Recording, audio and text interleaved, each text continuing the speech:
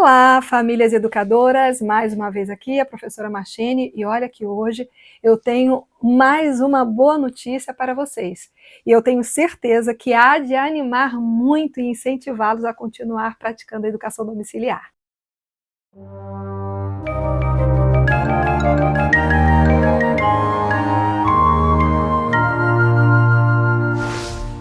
Olha só o que disse Robert Spencer, um filósofo, biólogo e antropólogo inglês do século passado. Como a família vem antes do Estado, e todos nós sabemos disso, que é óbvio, em termos temporais, como a educação dos filhos é possível antes que o Estado exista, ou quando ele deixa de existir, por assim dizer, considerando que o Estado se torna possível apenas pela educação dos filhos, segue-se que os deveres dos pais exigem mais atenção do que os do cidadão.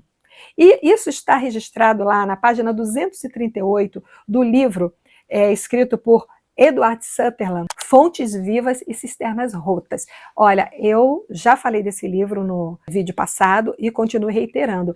É uma leitura fundamental para as famílias educadoras. E continuando aqui, falando sobre essa questão de que a família vem antes do Estado, e isso é óbvio, então eu quero entusiasmar a vocês, papais e mamães, que optaram, que decidiram pela verdadeira educação e pelo ensino domiciliar, levando em consideração que as pessoas que atuam no meio secular já têm essa consciência, por que não você se apropriar dessa verdade, dessa realidade? Então vamos continuando, porque eu tenho uma excelente notícia para você. O artigo 54 do Estatuto da Criança e do Adolescente diz o seguinte: trata-se do acesso ao ensino público obrigatório, que é um direito subjetivo. Grave bem esta palavra. O artigo 54 do Estatuto da Criança e do Adolescente, que é o conjunto de normas e ordenamentos jurídico, portanto, funciona como um guia de direitos e deveres, sempre dentro dos limites da Constituição Federal, ou seja, é infraconstitucional. Vocês já sabem que quando a gente fala que é infraconstitucional, está abaixo, submetido à Constituição Federal.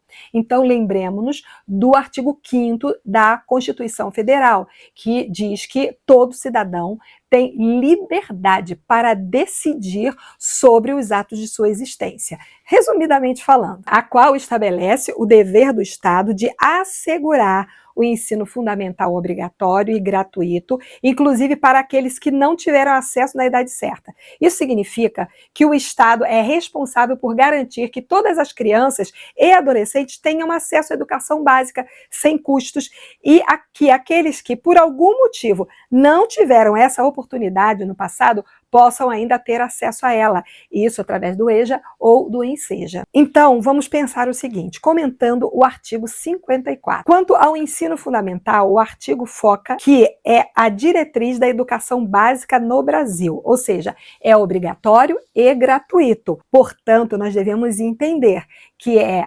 obrigatório para o Estado e é gratuito porque o Estado não vai cobrar algo que de outra maneira já está sendo pago pelos impostos de todos os cidadãos da nação. E o acesso na idade própria e posterior. O artigo também ressalta que o direito à educação não se limita à faixa etária considerada ideal para o ingresso no ensino fundamental. Mesmo aqueles que já ultrapassaram essa idade têm direito de buscar e obter essa etapa da educação. O que nós vemos aqui é que há uma liberdade. Lembre-se daquela palavrinha que eu disse, a subjetividade, ou seja, aquilo que é subjetivo. O não oferecimento do ensino fundamental ou a oferta irregular por parte do poder público gera responsabilidade para a autoridade competente, ou seja, quem deveria garantir o acesso que não fez, ou seja, se, por acaso, um responsável, papai ou mamãe, foi até uma unidade de ensino público requerer uma vaga, pedir uma matrícula, e aquilo for lhe negado, quem deve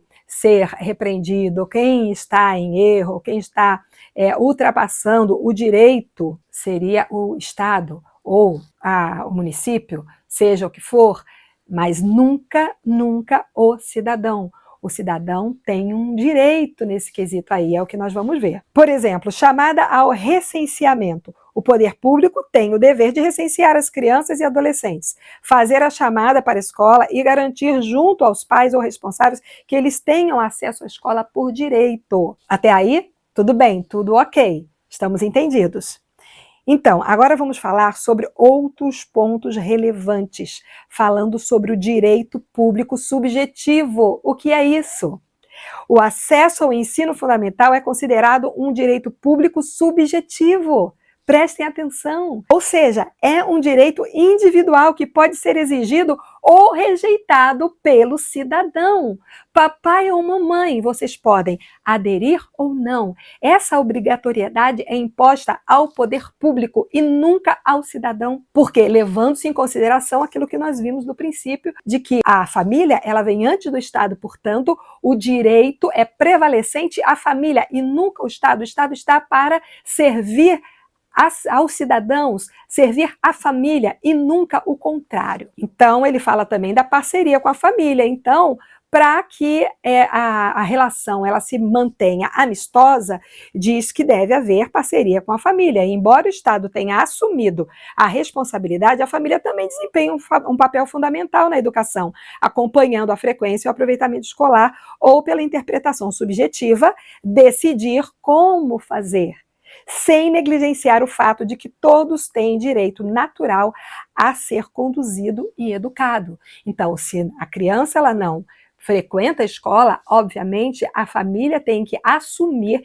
esse dever de educá-la, de instruí-la. Com que finalidade? Para que essa criança ela tenha como sobreviver, ela tenha como subsistir em sociedade. E o atendimento, também fala de atendimento educacional especializado. Muitas famílias têm me procurado, cujas crianças elas têm limitações, ou através de uma limitação física ou de uma limitação psiquiátrica, mental. A gente pode falar do TEA, TDAH e outras limitações, por exemplo, algum problema de locomoção. Essa criança, ela precisa de um atendimento especializado. O Estado, ele se digna a obrigar-se a dar esse atendimento. Porém, a família, ela pode assumir esse dever. E é primário que a família, ela assuma esse dever, porque é do interesse total dela que essa criança, ela tenha a melhor condição de vida, que essa criança, ela possa ter uma melhor qualidade de vida, independente se o Estado assumiu ou se não assumiu, porque quem vai escolher se vai ser ou não atendido pelo Estado é a própria família. E ainda, o artigo 54 diz o seguinte: portanto, deixa bem claro o direito à família em sua subjetividade, de decidir quem e como sua criança será educada. Então aí a gente já vai ponderar acerca dos tratados internacionais, da Declaração de Direitos Humanos, o Tratado de São José da Costa Rica e outros tratados também que em menor escala também apoiam a questão do direito à escolha da educação que se deseja dar à sua criança. Óbvio, nós estamos num mundo diversificado, culturas diversificadas, nós estamos falando da educação ocidental a princípio. Porém, nós, como educadores cristãos, nós nos pautamos naquilo que o escopo bíblico cristão nos orienta. Vamos entender, então, claramente o que tudo isso significa, o que tudo isso quer dizer. O que é subjetivo ou subjetividade? É tudo aquilo que é próprio do sujeito ou a ele relativo. É o que pertence ao domínio de sua consciência, é algo que está baseado na sua interpretação individual, mas não pode ser válido para todos. Entre os sinônimos de subjetivo estão intrínseco, tendencioso, individual, peculiar, pertinente. Sim, essa é a expressão correta. Essa é a forma de nós entendermos e interpretarmos a questão da obrigatoriedade. Portanto, se você, papai ou mamãe, por uma situação de constrangimento qualquer que seja, ou ser abordado por pessoas que não entendem a sua prática, ou por algum motivo terem sido denunciados para o Conselho Tutelar, diga-se de passagem que o Conselho Tutelar só tem autorização para buscar a criança em sua residência ou visitar a família se caso haja uma denúncia. Do contrário, o Conselho Tutelar ele não vai de iniciativa própria à casa de ninguém. Se o Conselho Tutelar bater na casa de alguém, é porque houve uma denúncia, direta ou indireta.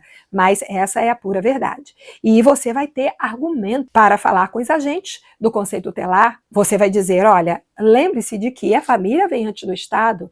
Lembre-se de que o artigo 54 do ECA, ele é um artigo de interpretação subjetiva que o Estado ele assume a educação na falta da família. E é óbvio, quanto mais você estiver bem inteirado acerca das leis que regem práticas da sua nação, claro, você estará melhor preparado. Portanto, eu tenho dito, muitas das vezes você pode interromper a abordagem do Conselho Tutelar naquela primeira visita ou naquele primeiro contato, se você está bem preparado. Do contrário, você vai até, como um bom cidadão cristão, querer convencer com a Bíblia a essas pessoas de que você está praticando algo correto, de que eles deveriam desistir por ali mesmo, mas esse não é o melhor argumento. O melhor argumento é você começar com a lei, as brechas que a lei já nos permite, e depois só então, havendo oportunidade, você com a educação, você com o bom senso,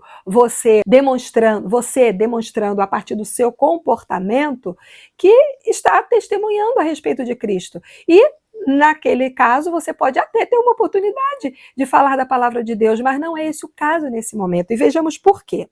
O apóstolo Paulo tinha conhecimento das leis romanas.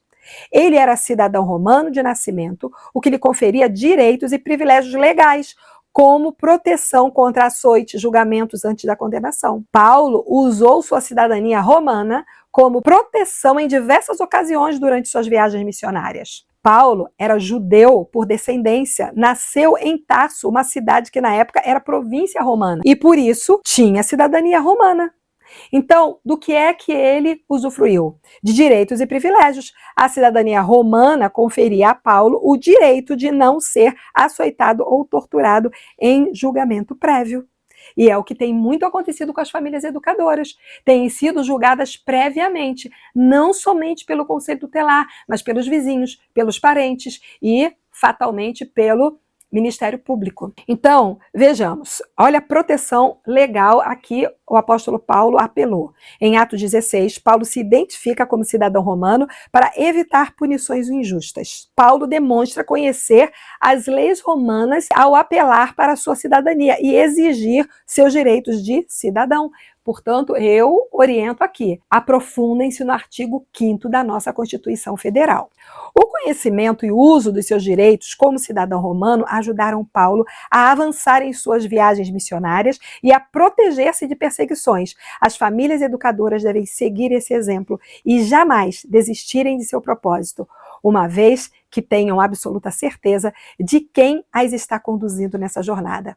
Quando as famílias educadoras forem indagadas sobre a razão da decisão quanto à educação domiciliar integral, deve de antemão estar preparada para defender a razão de sua atitude. Portanto, famílias educadoras, eu estou aqui mais uma vez para incentivar a vocês e lembrando que vocês têm o nosso apoio, a Missão EDA. Entre lá no nosso site, acesse também a nossa plataforma. Existem várias facilidades para vocês terem acesso ao nosso material, acesso também aos nossos vídeos, a livros que nós estamos também indicando para que vocês se aprofundem. E não se esqueçam, em primeiro lugar, até aqui nos ajudou o Senhor. E se vocês estão agora aqui assistindo esse vídeo, é porque vocês estão perseverando nessa atitude de fazer aquilo que é certo, aquilo que é direito, em primeiro lugar, diante de Deus. E logo em seguida, verificando as leis do nosso país